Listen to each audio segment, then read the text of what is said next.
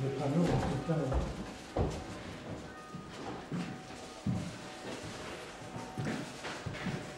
Bonsoir. Salut. Ça va? Ça va. Qu'est-ce que tu as à dire à propos? Bah oui, tu l'as déjà vu, la séance de Lucas 2 il y a très longtemps. Ah oui, avant. C'est à elle. Oui, je parle. Voilà, c'était des jeunes filles. Voilà. Ah oui, c'est ça. Qui a cette... Ah, ça va bien, la petite blonde là, le là. Il a connu. Téléphoner tout le temps. Non, pour les articles, tout, je sais pas. Absolument, on téléphone pour les artistes. Ça y est, je sais. Pot de colle là. Pot de colle. Ça y est, je vois là. Tu vois que c'était un petit peu du temps blanc. Oui, un petit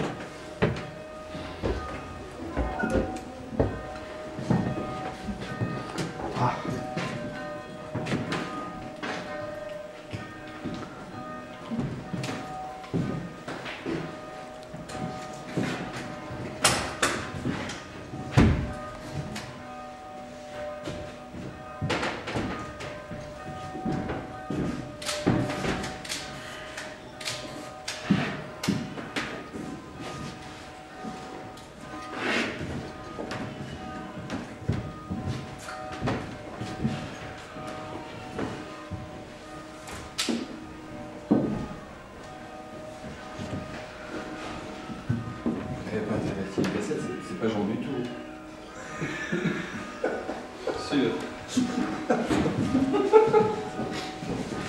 Intervertir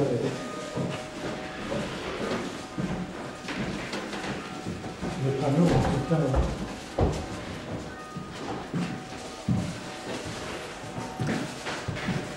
Bonsoir. Salut. Ça va? Ça va.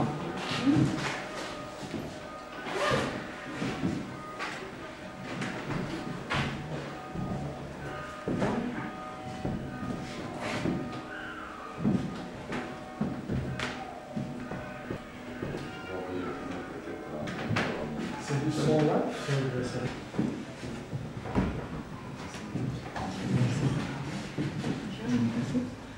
Oui, je fais un peu à la mode.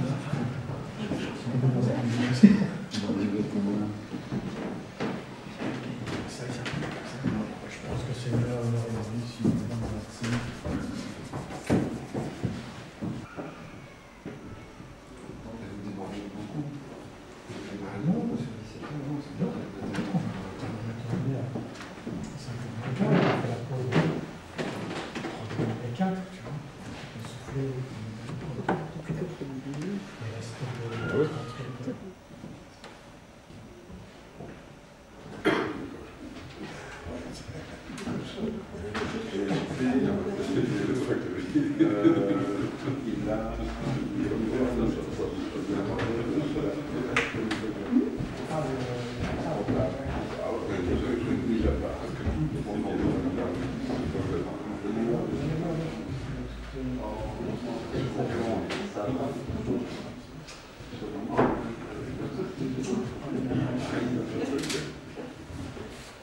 Bonsoir.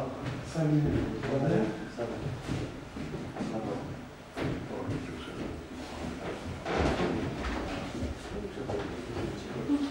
Ouais. Non.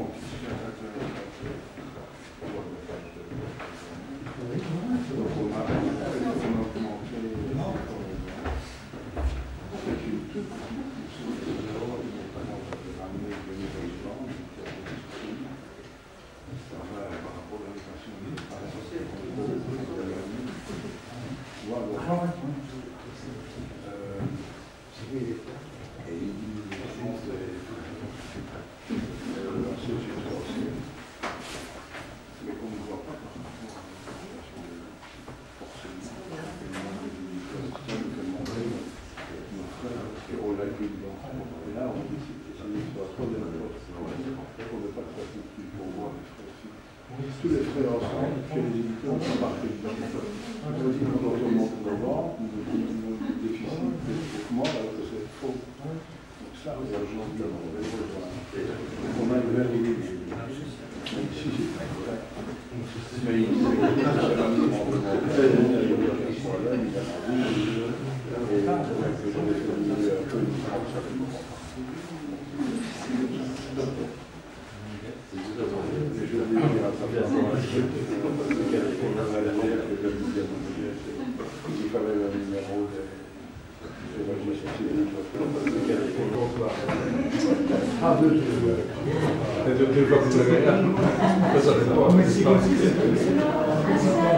Ah oui, mais vous avez une demi-heure de français, c'est parfait, c'est très bien. Si, quand j'ai ma grand-mère avec le bar, c'est pas moi c'est pas moi, Après, c'est bon. oui, oui, quand c'est plus doux. Les grands-mères, c'est déjà commencé quand on les rencontre. Je veux une grand-mère avec une quête. C'est les mouvements, comment on les observe. Ah oui, oui, oui. Ah oui,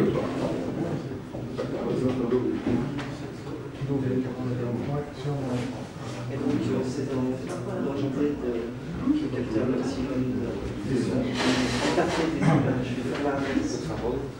Donc, maintenant, ça commence maintenant. Mais au lieu de capter un message, écarter les images parfaitement décalées. Parler avec des gens. Et je les appelle parce que c'est un peu comme j'ai pas de place. Une dizaine d'heures, une vingtaine d'heures, peut-être plus. Mais il y a déjà une bonne partie de l'électrique.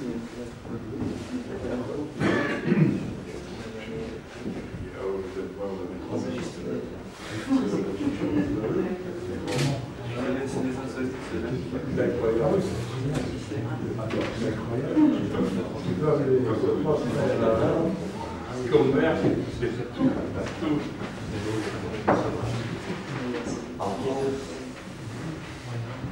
C'est vraiment des 3 fois cette idée. Oui, il y a pas mal de choses.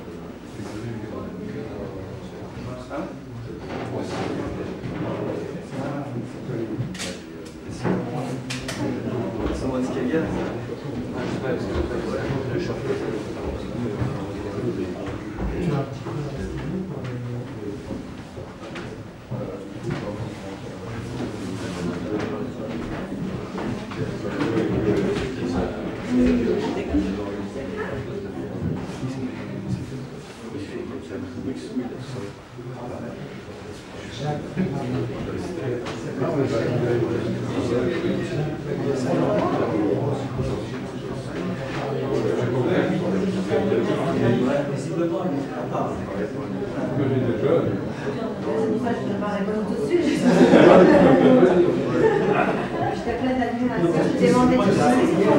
Oui, oui, non, bien bon.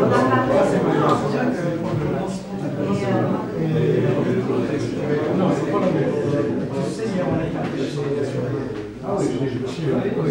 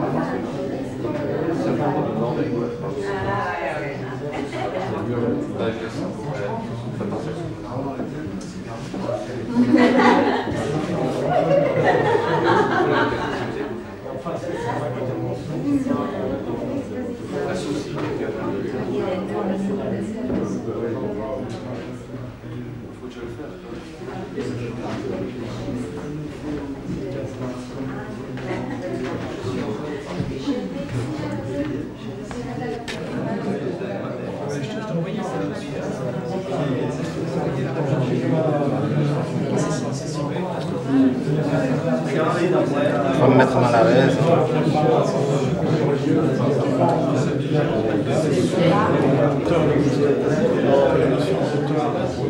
Pas mal de choses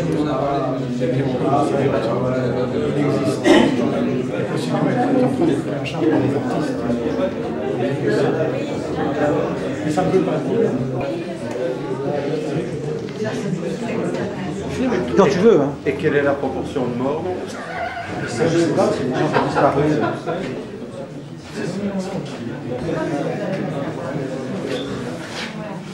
Bonjour, bonjour.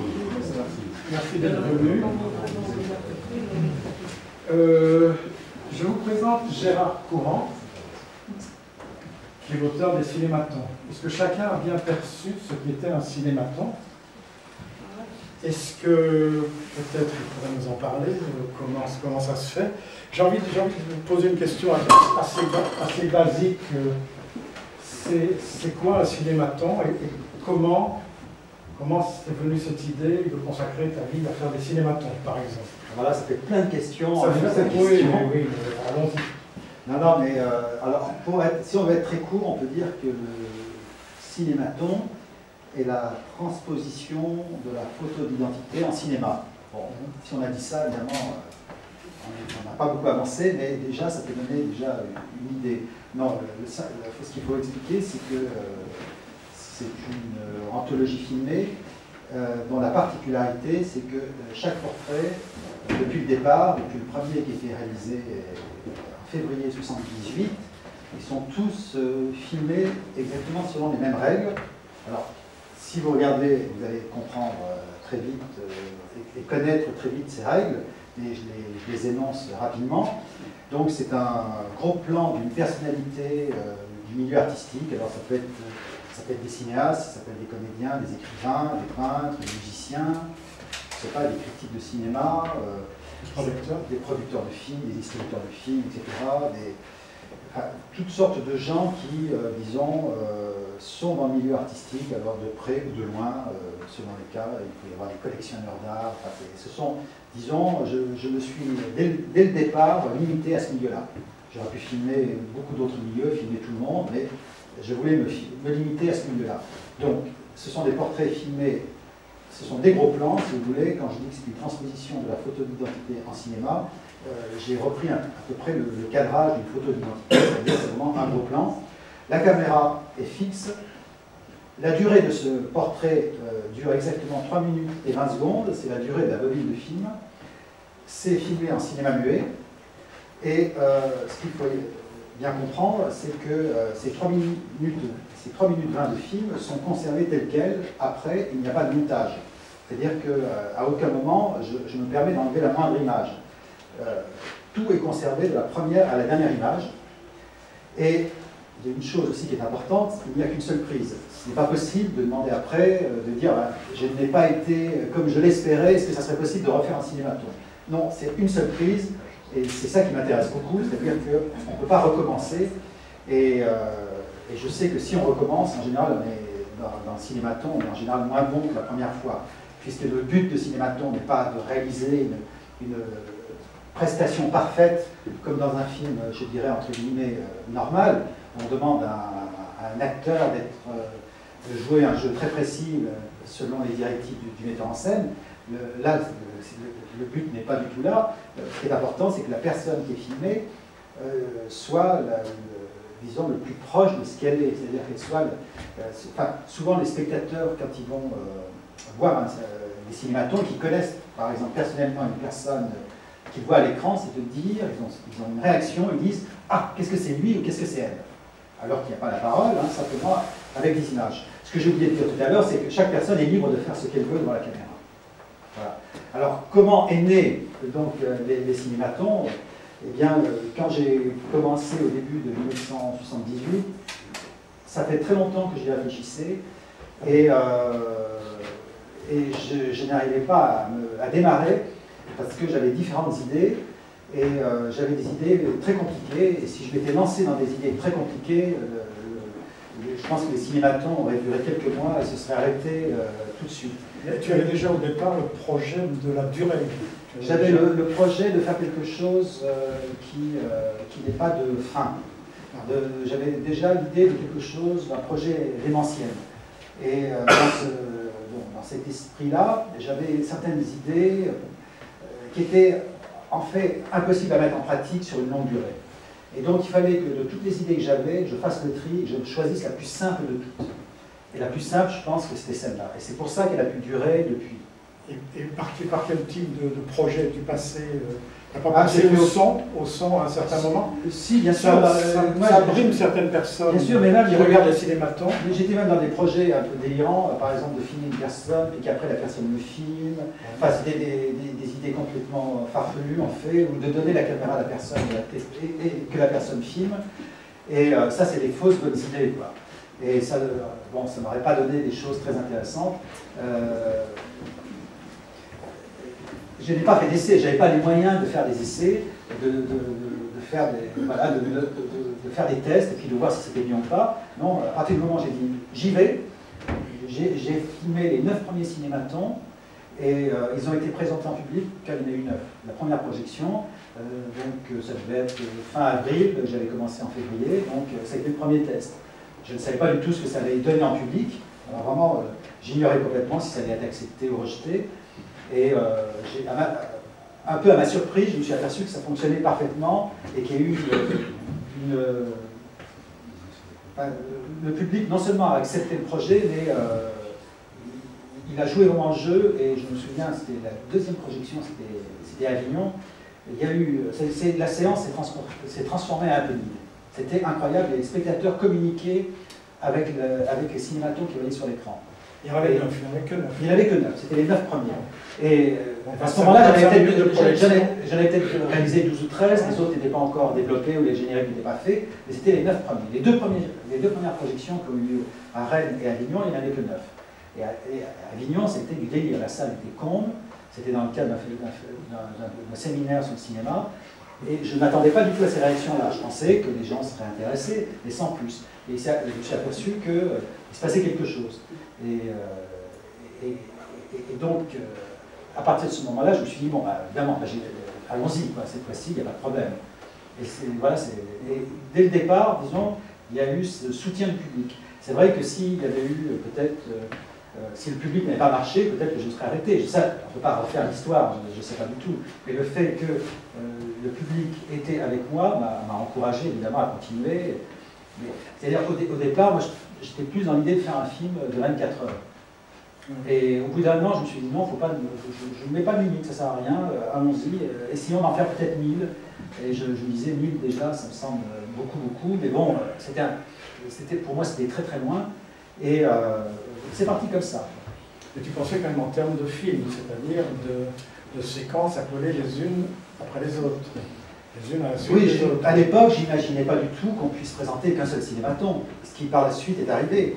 Maintenant, on peut montrer qu'un seul cinématon, c'est déjà arrivé, montrer l'intégrale, la dernière intégrale. Ici, on montre les choses un peu différemment. Un peu différemment, il y a eu toutes sortes de dispositifs. Est-ce qu'on ne pervertit pas un peu ton dispositif de départ en montrant en vidéo? Par rapport au départ, en 78, on ne montrait pas les films en vidéo, ça n'existait pas déjà. Il n'y avait pas de vidéo grand écran, tout ça, donc jamais j'aurais imaginé qu'on puisse montrer les cinématons en vidéo, jamais j'aurais imaginé qu'on montre les cinématons à la télévision, alors que maintenant ils sont beaucoup montrés dans le monde entier. Et je me souviens même, j'avais essayé de contacter quand même les télévisions en me disant si je pouvais en placer, gagner un peu d'argent, ça m'aiderait, tout ça. Et les premières tentatives, des programmes interstitiels. Et les premières tentatives, je me suis fait vraiment jeter. Vraiment, on m'a traité pratiquement de pauvre type, en plus qui travaillait en Super 8, tout ça, ça leur paraissait complètement. Enfin, vraiment, j'étais un débile pour la télé. Et maintenant, enfin, ça a complètement changé. Maintenant, ce sont les chaînes de télévision du monde entier qui me contactent. Mais vraiment, au départ, vraiment, je me suis fait vraiment passer pour un débile. Pas au niveau du cinéma, là tout de suite ça a été vraiment accepté par les critiques de cinéma, les historiens du cinéma, j'ai été soutenu. Alors vraiment au niveau de la télé, non. Et ça a changé au bout d'une dizaine d'années, ça a changé, mais vraiment au début c'était pas évident. J'étais pris pour un fou. Et quand tu contactes par exemple des gens comme Wenders ou Piala ou Godard et que tu exposes ton projet, comment est-ce qu'ils te perçoivent? Déjà, je ne les contacte pas, c'est ça l'avantage. Non, en général, je n'ai quasiment jamais contacté qui que ce soit. Non, mais quand ça, c'est des rencontres, tu exposes ton projet. Voilà, donc c'est des rencontres, il y a toujours une rencontre personnelle, soit il y a une rencontre personnelle avec la personne, ou soit il y a un intermédiaire, qui en général est une personne qui a déjà été filmée, qui connaît parfaitement les cinématons et qui joue le rôle d'intermédiaire. Donc il y a déjà toujours un contact vraiment personnalisé avec la personne que je vais filmer. Donc déjà, ça change tout. Si je prenais mon téléphone et que j'appelle des gens qui ne me connaissent pas, ils pourraient croire que c'est une plaisanterie. Bon. Mais je n'agis pas comme ça. Moi, par rapport au principe du cinématon, où je demande vraiment à la personne d'être vraiment elle-même, donc il est très important qu'il y ait comme ça un contact vraiment personnel. Ça, pour moi, c'est... Je rigole parce que je ne crois pas en l'éternité, mais j'emporterai quand même des sous-vêtements de rechange. Mais ici, je disais, est-ce qu'il n'y a pas une perversion du départ en proposant ça en vidéo, mais aussi un travail de montage en présentant, on est en train d'assister, mais ça vous ne le voyez pas, à Jean Dutour qui pose très fort en Jean Dutour et qui fait tout ce qu'il peut pour ignorer l'orgasme d'Anna. Et depuis 3 minutes, ils sont côte à côte, c'est assez rigolo en termes d'effet de montage. Et là, le plus grand cinéaste belge, Van der Strict. Oui. En fait, il y a une erreur. C'est ici les érotiques. Mais ça, c'est les stars. Ça, c'est Jean Dutour. Oui, Georges Van der Strict. Georges Van der Strict. J'espère qu'un jour, il y aura un livre sur lui, parce que c'est le plus grand cinéaste belge, à mon avis.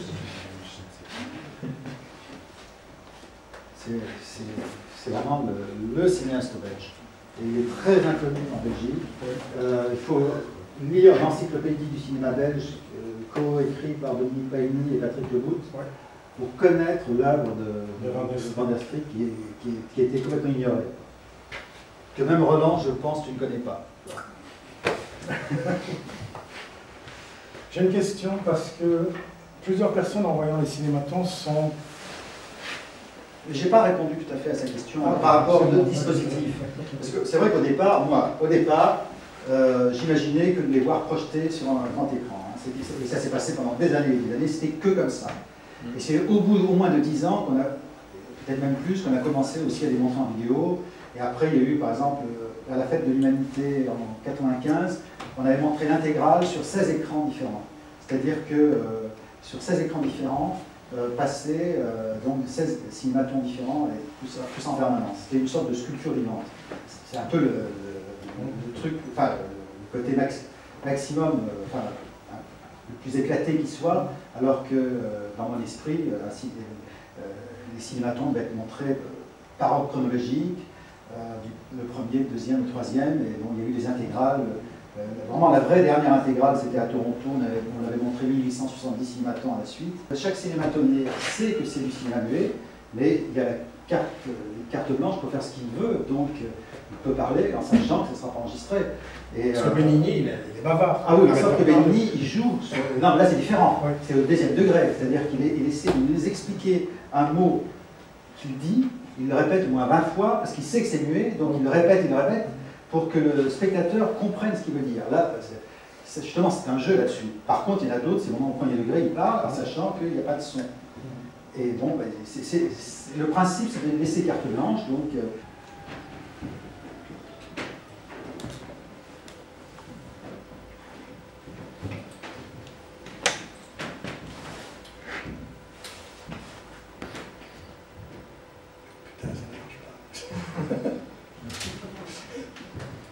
Il n'y a qu'une seule prise.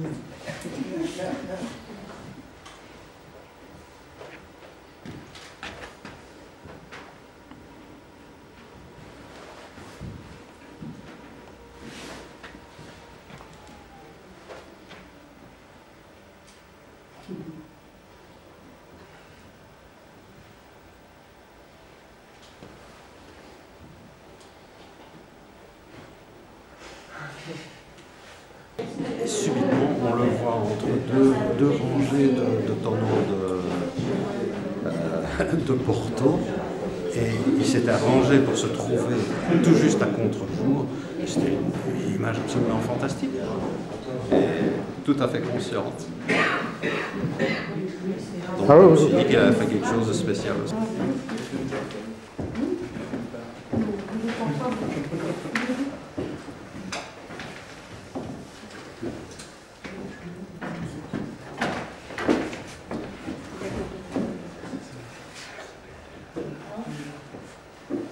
C'est pas mal non plus.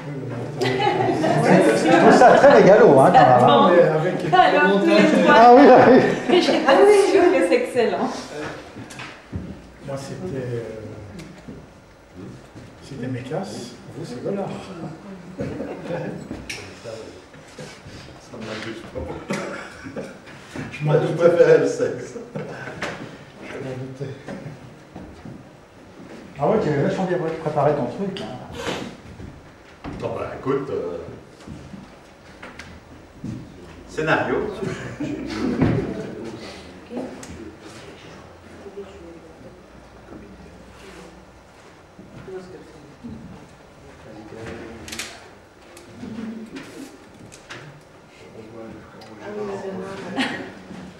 Ah, ça vient du cinéma fantastique.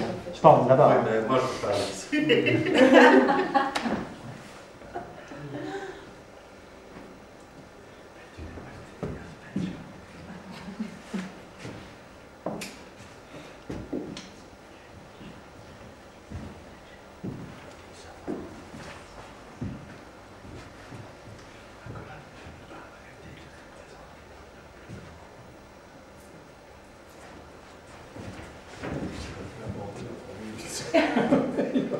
C'est pas évident.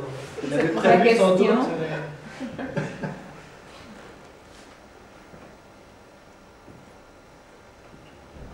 mon avis, c'est rare.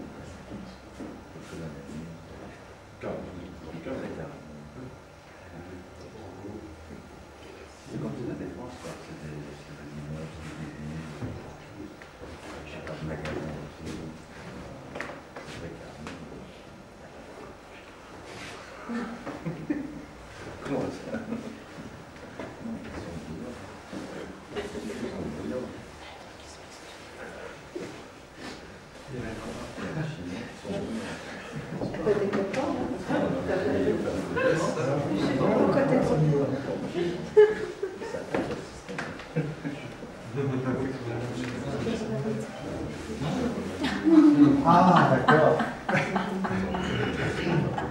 C'est très fantastique.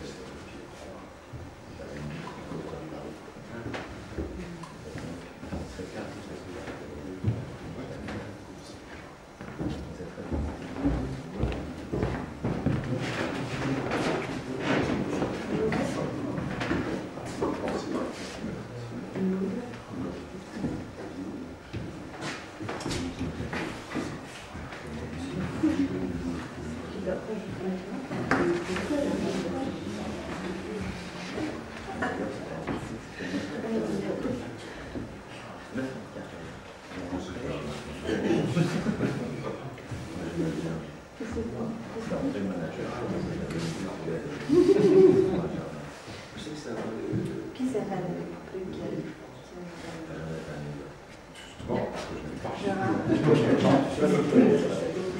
Dans les 340.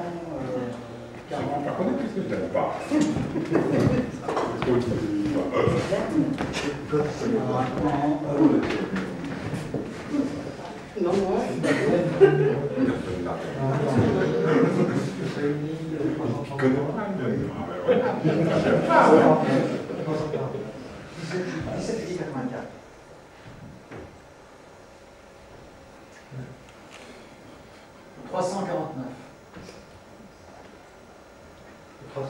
C'est Bergerac. Comment? Le 350 c'est Bergerac, le 348. Mais toi? C'est Sophie Boursa. 349. 349. 349.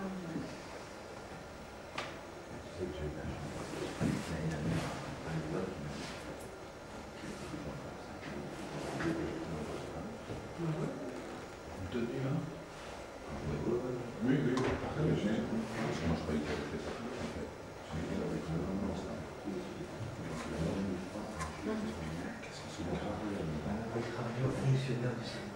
À l'époque, il a eu des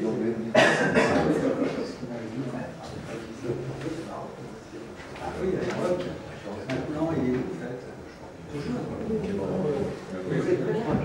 Moi, j'avais connu avant qu'il soit SNC aussi, il y a 10 ans.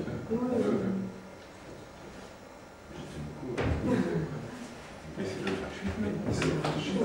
Ah, on veut bien. C'est un peu bien. Je reconnais.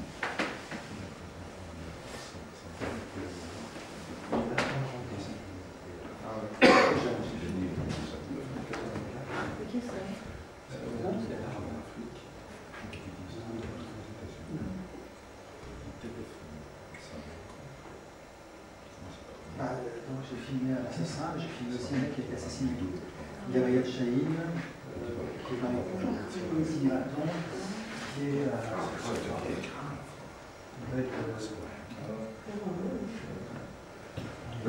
par là. Il est numéro 20. Il a été assassiné par action directe. Je ne savais pas si un jour j'ai entendu ça. Parce qu'en fait, il était action directe. Et en fait, il a balance. Il a donné des informations à la police.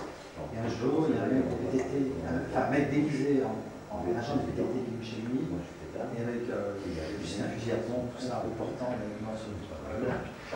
Je l'ai appris, mais peut-être 3-4 ans après, tu vois.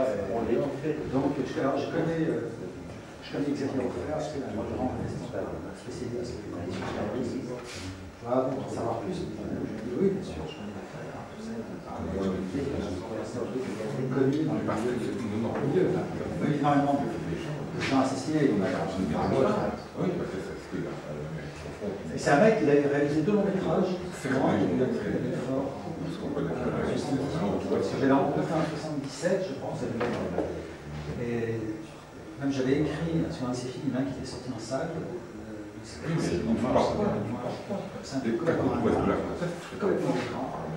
Et il y avait, je me souviens, à Belfort, il y avait vraiment cartonné. Voilà, c'est alors, disait-il, je ne sais pas si c'est vrai, il a tué la même famille que Chahine. Lui, il était libanais, mais c'est comme si moi j'avais un près des galops, je ne sais pas si c'est un mec assassiné, peut-être d'autres. Non, enfin. Moi, il est déjà. Oui, mais c'est eux comme sur les choses.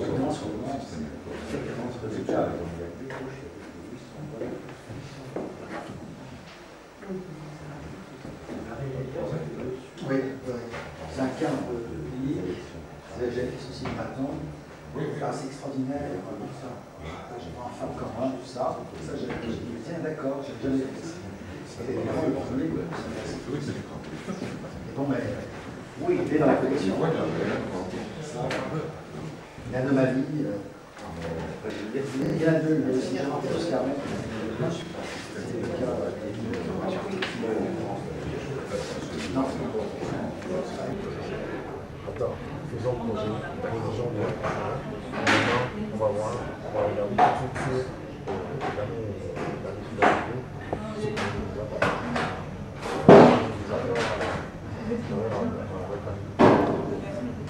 la première fois qu'il venait, j'ai dit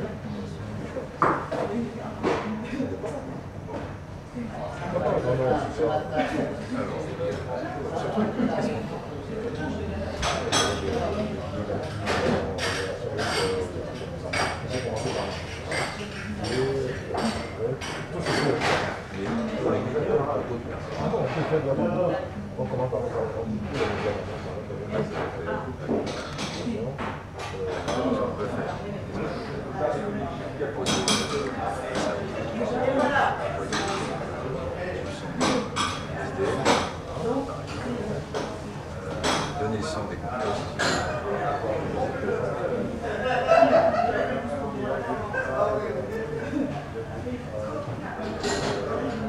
Pas plus de ça, tu vois, c'est là. Il y a pas si je demande sinon ça. Après, oui, ça fait mon préféré avoir plus de.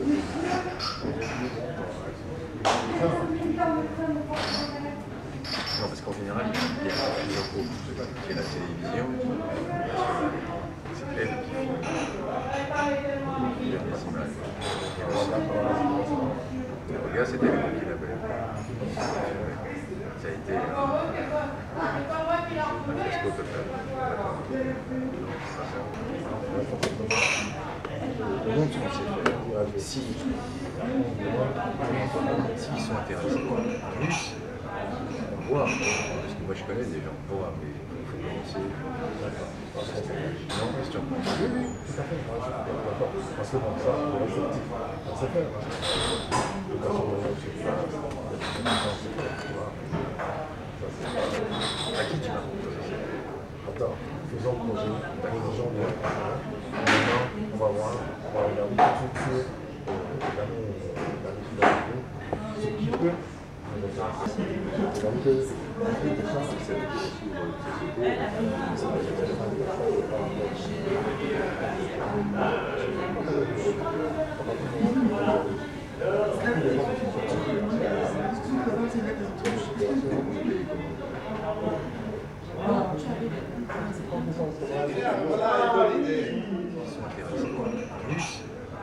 On voit, parce que moi je connais des gens, on voit, mais il faut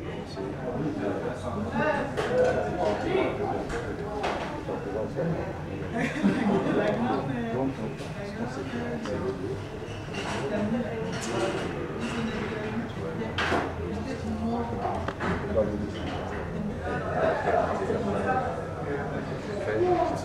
faire, c'est ça, je vais faire une boîte.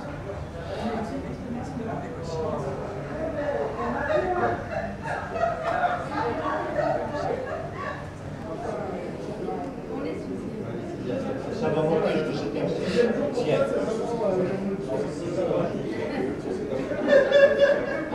Regardez si tu vois. Regardez si tu vois. Voilà une bonne idée. Intifada oblige. Il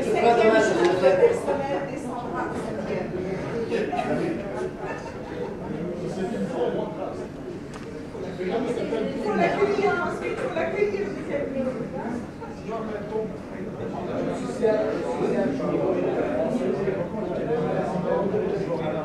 Et ça c'est un titre. Oui, non, non.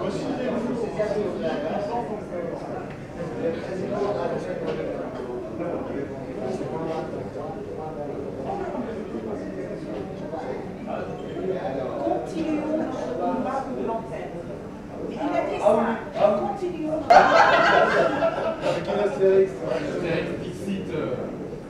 Ouais, ça c'est ce que je dis. Ça me fait pas affaire.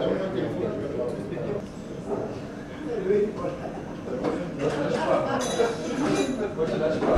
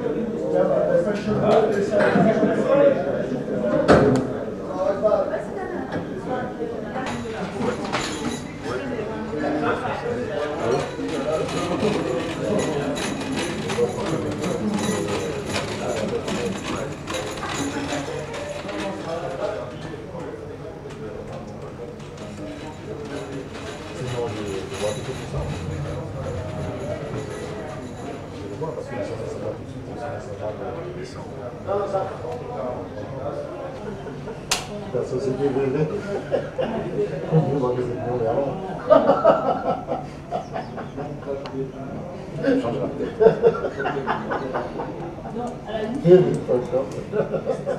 Non, mais trêve de plaisanterie, mis à part. On n'a pas intérêt à se répéter plutôt sur notre coup d'abord africain. Il y a plein de séminaires, Tout à fait, c'est vrai, mais il ne faut pas faire comme ça.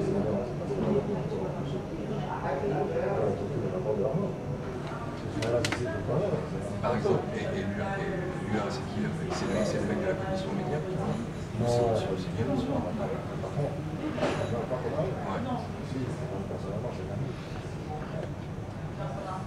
Si Mehdi est beaucoup avec Diane, je crois que c'est spécial. Je sais qu'ils sont sur un truc, comment ils vont faire. Est-ce qu'ils ont besoin de ça? C'est un plus qu'on a apporté. À l'UA, même si on avait des... on l'a fait, ça a marché. Comment il n'y a pas de retour? Est-ce que les gens se sont plaints? Il y a On veut changer les choses. Il faudrait que ça s'améliore. Moi, je peux te dire que si éventuellement il y a un truc à lui, on peut se conditionner dessus, ça sera bon. Parce que je l'ai révélé au samedi. En plus, pour les chemins, ça fait bien. Mais malheureusement, c'est que mon père. On a qui est un peu fâché avec l'hiver de marché. Après, il va dire, voilà, parce que quand il a commencé à faire parce que ça nous a montré ça. Mais il n'y a pas que ça. L'hébergement, le marché comme ça, le marché comme ça. Les délégations, les délégations, si par exemple, tu négocies un projet, et qu'on nous demande de tout faire, c'est de négocier, on a fait tout de suite, prendre service.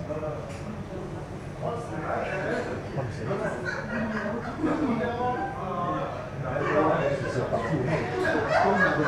Il y a beaucoup de questions, l'application de l'État,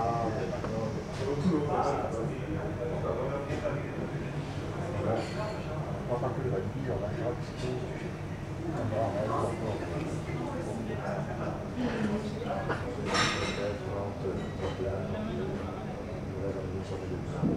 c'est qu'on vous organise les mêmes. On essaie d'organiser. Ah, c'est déjà le bordel. Vous allez organiser deux. C'est-à-dire, tu dois aller ça là. Et l'autre.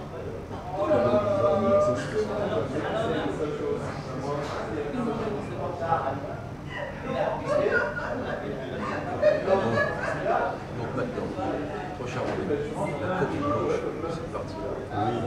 Moi je planche sur l'eau, on sort un document. Après c'est à toi, Ça, c'est le premier. Le deuxième, c'est le pouvoir. Un élément, une étude précise, documentée par un groupe, sous la contraste implanté une radio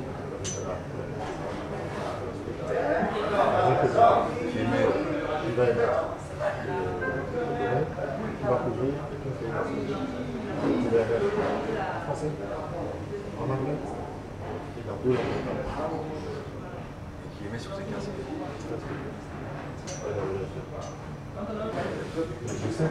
Non. Si Charles me dit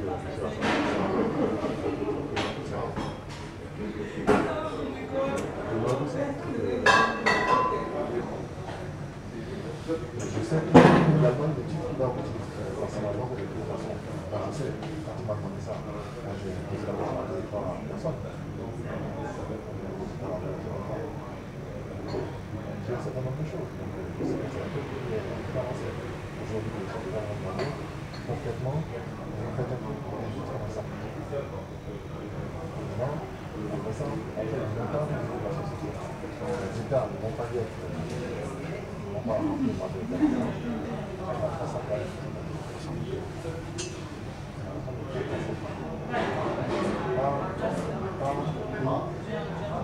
par ville, avec du rayon sur 50 mois, 50 à 100 euros.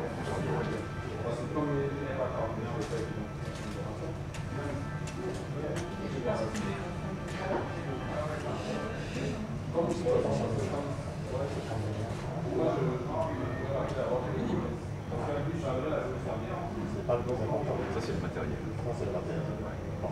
Maintenant, il y a 15 jours, on s'installe chaque endroit. Oui, ça a des délais. 3 semaines. Mais par contre, ce qui est grave également, quand tu mets un point, ça, je ne sais pas. Quand on a déterminé, comme ça, je préfère l'étude au niveau de la rédaction. Les journalistes qu'il faut, les programmes, tout ça. J'ai un problème, je préfère une c'est-à-dire, tu dois dire ça là. On a le temps, même si le temps presse. Page 15, Chirac toujours devant Sarkozy dans les sondages. Jospin meilleur présidentiable à gauche, comme au bon vieux temps, entendez, avant la débâcle de 2002. Les Restos du Cœur, 20e saison, quand la misère s'installe, quand un coup de gueule devient une institution, si Coluche savait ça. Page 17, le procès de Maxime Brunerie, qui voulait tuer Chirac et devenir immortel comme un Ravaillac des temps modernes. 400 ans après, même histoire, mais le coup a raté. Les temps ne changent pas, ou presque. La Scala réouvre ses portes aujourd'hui à Milan, après 2 ans de rénovation, et on y donne l'opéra de Salieri, qui inaugura le lieu en 1778. Patrimoine, comme avant, mieux qu'aujourd'hui, c'est pub, bande-annonce, pub et film.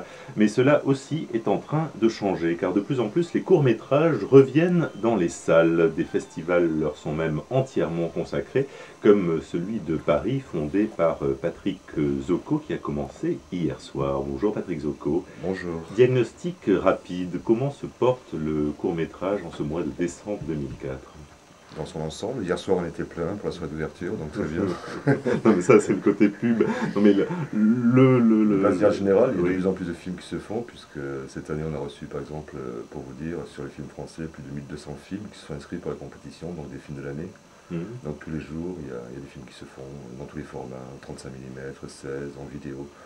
Vu qu'il y a un florilège de supports aujourd'hui avec une nouvelle technologie, ça permet aux auteurs, ou aux cinéastes, ou aux futurs réalisateurs, on ne sait pas, en tous les cas de s'exprimer, de faire des films. Mais est-ce qu'il y a un regain de création dans le court-métrage, ou au contraire, est-ce que c'est toujours la même chose, et quelles que soient les années, les époques, il y a les mille et quelques films dont vous parliez qui sont tournés? Ouais, non, il y a un regain, parce que le support demande, je veux dire, une nouvelle technicité, quoi. Forcément, la narration n'est plus tout à fait la même.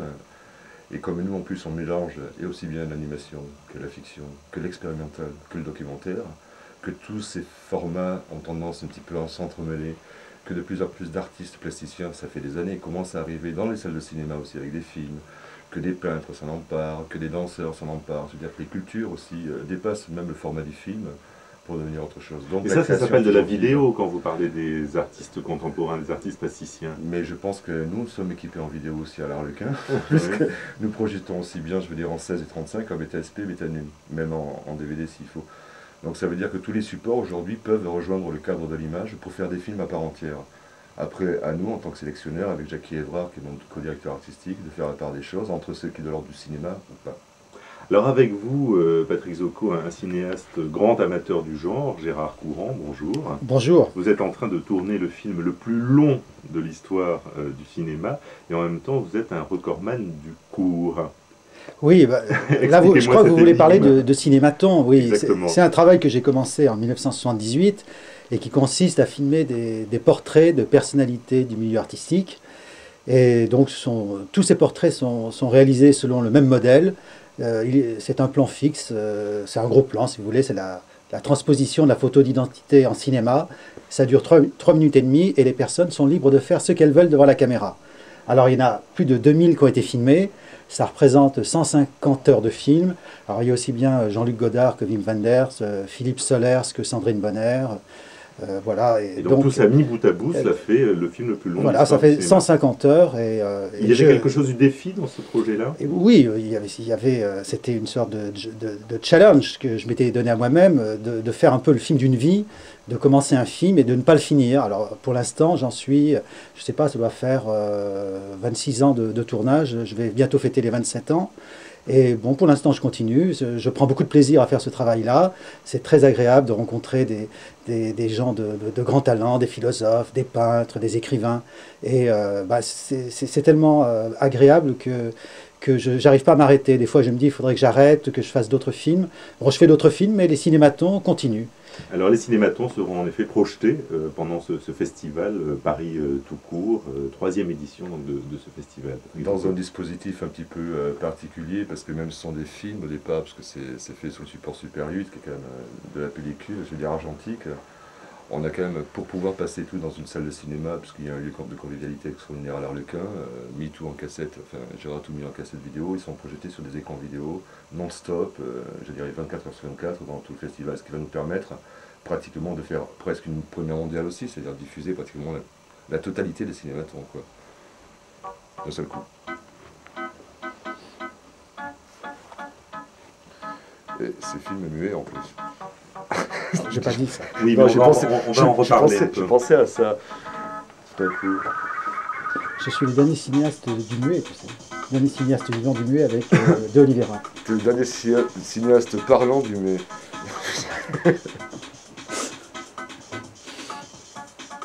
Mais c'est ça. Et le dernier cinéaste. Patrick Zocco. Et ça converse, et ça converse, et ça converse. Patrick Zocco. Pourquoi avoir créé ce festival Paris tout court, qui en est à sa 3e édition cette année, alors qu'il existe quand même en France beaucoup de festivals de courts-métrages, et notamment celui de Clermont-Ferrand, qui est l'un des plus anciens, et des plus importants aussi, ça fait 25 ans qu'il existe. Et le plus important, oui. En termes de public et de marché surtout, c'est surtout un très gros marché, Clermont-Ferrand. Donc pourquoi un festival de plus ? Pourquoi pas? Je sais pas, en fait. Je pense que le jour où j'aurai la réponse, peut-être que j'arrêterai de le faire. Non, la vérité, c'est que Paris est quand même la ville capitale, par essence, du cinéma. On sait qu'au niveau des cinématographies, c'est la ville où il y en a le plus écran au monde. Et d'une façon bizarre, je veux dire, le format court, parce que le court-métrage est un vocal, donc je me méfie un petit peu, je préfère parler de format court, de film court, parce que déjà il y a le mot film dedans qui veut dire cinéma. Et qu'on ne se tient pas quand on fait du cinéma juste à des formats plus ou moins longs. Le court, c'est par rapport à une légalité, on va dire, une loi qui est moins de 60 minutes. Mais pourquoi pas? Parce que, en fait, comme je disais, Paris est quand même la capitale du cinéma, et Paris se devait d'avoir quand même un lieu à l'année, un peu, qui soit représentatif, qui porte haut les couleurs de ce format-là, qui est un espace encore de création et de liberté. Mais alors, quel est le gros problème du court-métrage? Est-ce que c'est la question de la production? Donc on a dit, vous avez reçu à peu près 1200 films pour cette édition, ils sont produits je crois 400 à peu près en France, c'est-à-dire plus du double des longs métrages. Donc est-ce que c'est ce problème-là ou est-ce que c'est le problème de la diffusion? Ils ne sont produits pas 400 parce que les 1200 que j'ai reçus, c'est ce qui est produit. 400 sont les chiffres officiels de ceux qui sont passés soit par les commissions, qui ont le visa ou l'agrément. Ça veut dire qu'à côté là, il est en train de se créer une branche beaucoup plus libre, une sorte de libertaire même de création, quoi. C'est pour ça que je dis que le court-métrage ne va pas si mal que ça, en définitive. Non, parce que quand vous disiez 1200, je pensais que c'était aussi avec les films qui vous arrivent de l'étranger. Il y a de l'international, mais pas en grosse partie, parce qu'il y a à peu près 900 films dessus qui sont arrivés de la francophonie, quoi. Donc c'est beaucoup plus que 400 films, en tous les cas, pour la France. Et j'ai oublié la question d'avant.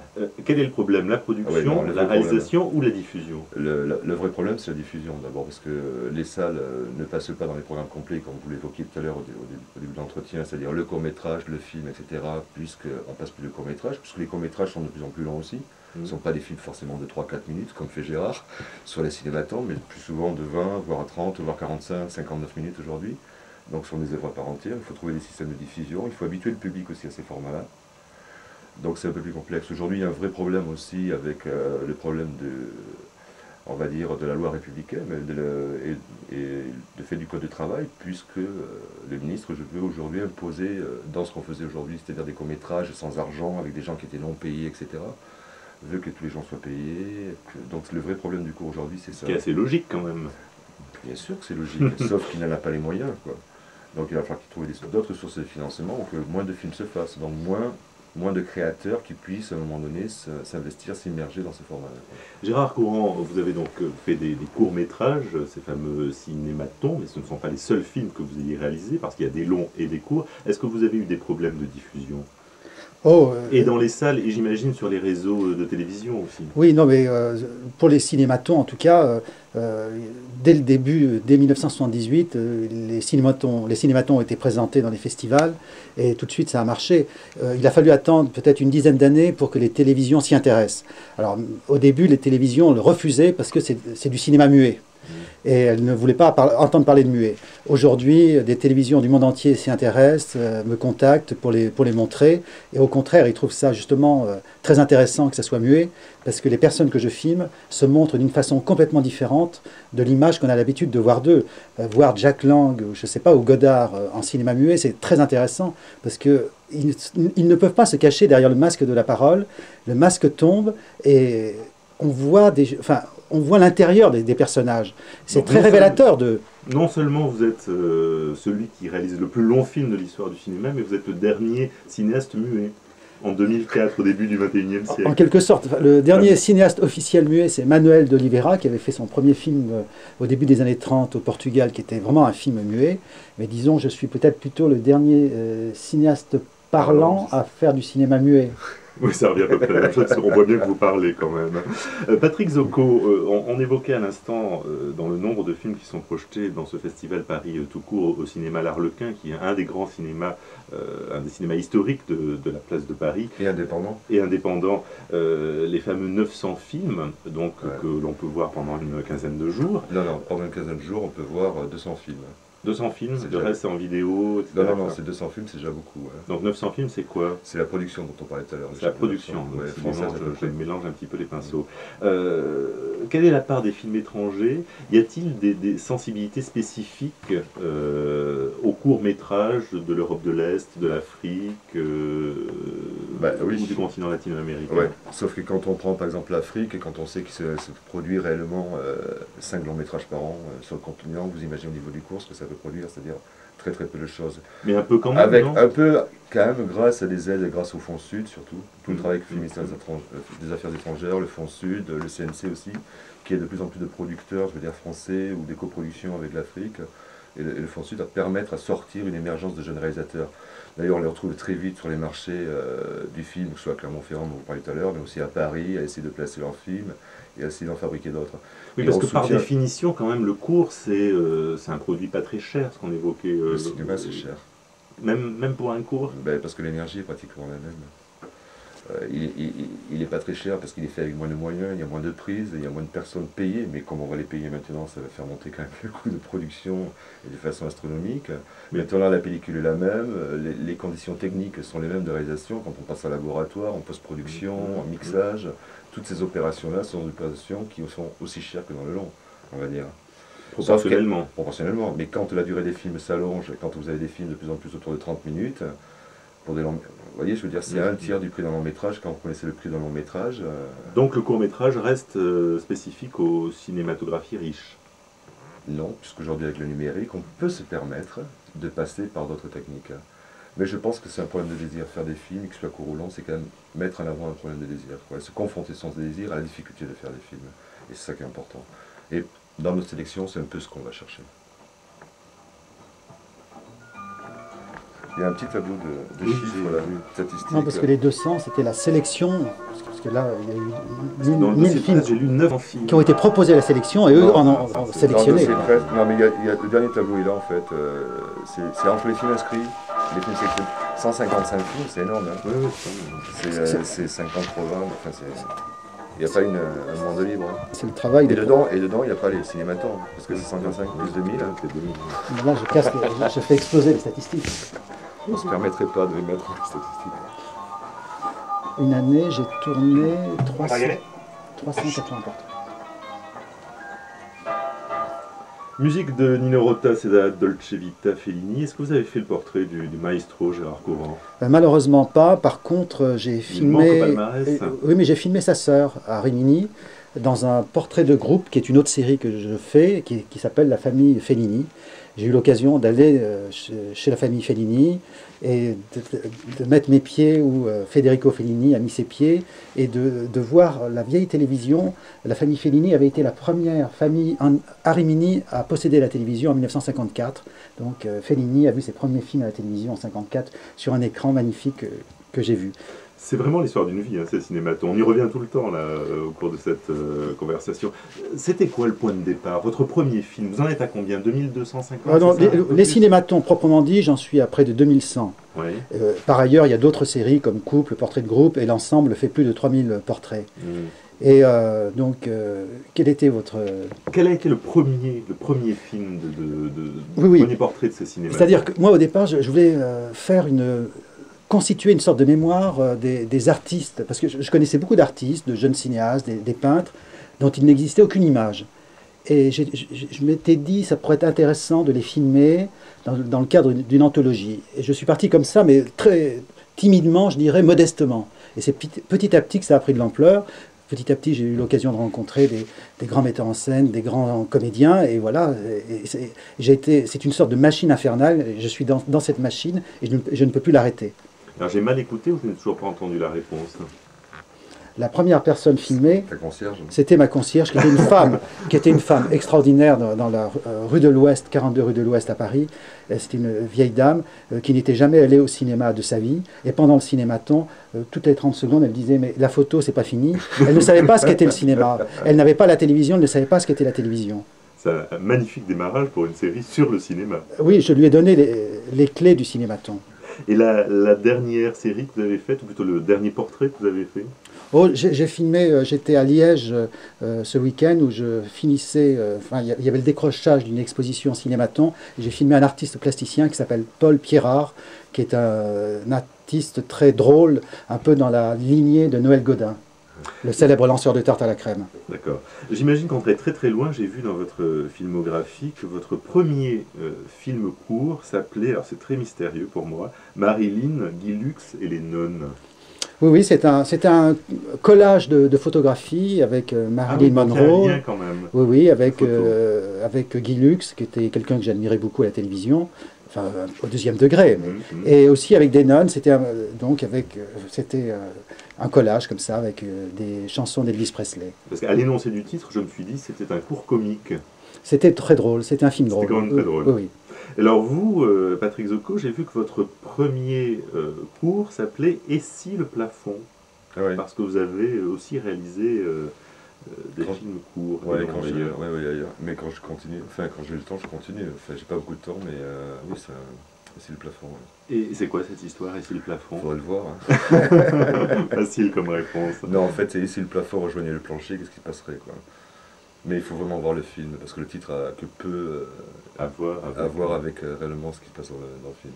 Est-ce que le court est vraiment la manière de se faire la main pour faire un long ensuite? Est-ce que c'est un point de départ? Est-ce que la nouvelle est la manière de faire de la littérature? Est-ce que c'est un point de départ? Pour certains, oui. Est-ce que la gouache, c'est une manière de rentrer en peinture? Est-ce que c'est un point de départ? Non, ce que je veux dire par là, c'est que je crois qu'il faut être très prudent par rapport au format. Je pense qu'on ne mesure pas une œuvre au nombre de pages en termes de littérature ou la qualité d'un tableau à son volume ou à son cadre. D'accord. Donc aujourd'hui, il y a des premiers films qui sont des films courts. D'ailleurs, l'histoire du cinéma, c'est les premiers films sont des films courts, de stage à d'autres, etc. Sur le cinéma, c'est des films courts.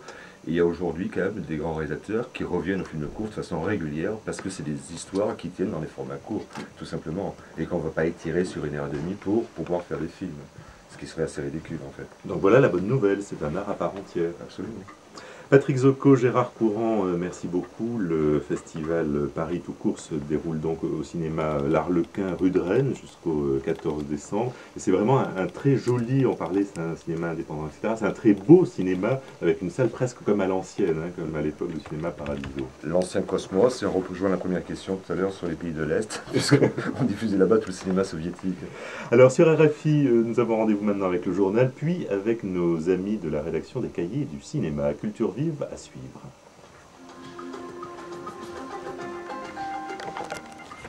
« 17h30 à Paris, 16h30 en temps universel, vous êtes bien à l'écoute de RFI.